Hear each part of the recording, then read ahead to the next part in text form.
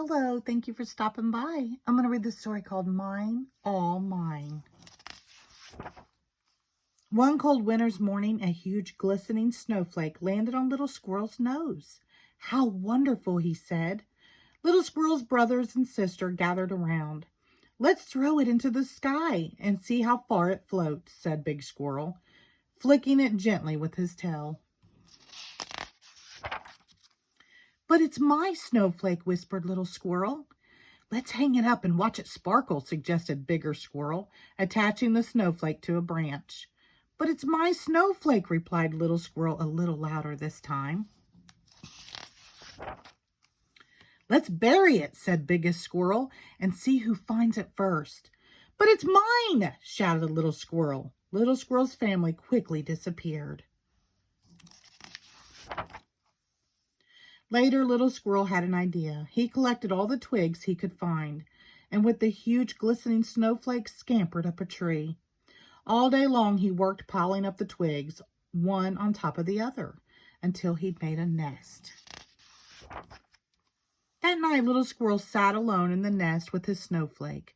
Mine, all mine, he said, and he went to sleep happy. The next day, when he woke up, Little Squirrel thought he could hear birds singing her song. He put his ear to the twig wall and tried to listen, but the wall was too thick and the sound was muffled. So he sat back down and stared at the snowflake instead. Mine, all mine, he said to himself. In the afternoon, Little Squirrel noticed a crack in the twig wall.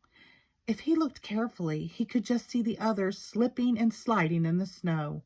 He wanted to join in, but sat back down and looked at the snowflake instead. Mine, all mine, Little Squirrel sighed, feeling just a tiny bit sad. He missed his family. Later on, Little Squirrel was hungry. He was sure everyone would be enjoying a feast, sharing all the food they had gathered throughout the day. Little Squirrel called out to them, but no one answered. Perhaps they have forgotten all about me and my snowflake, he thought. Little Squirrel looked around his nest and then, with a 1, 2, 3, he gave the twigs a mighty push. As the nest broke open, the snowflake floated down. Landing on the snowy forest floor, the snowflake started to roll, getting bigger and bigger and faster as it rolled toward his family at the bottom of the hill. Watch out, shouted Little Squirrel. And then, I'm sorry.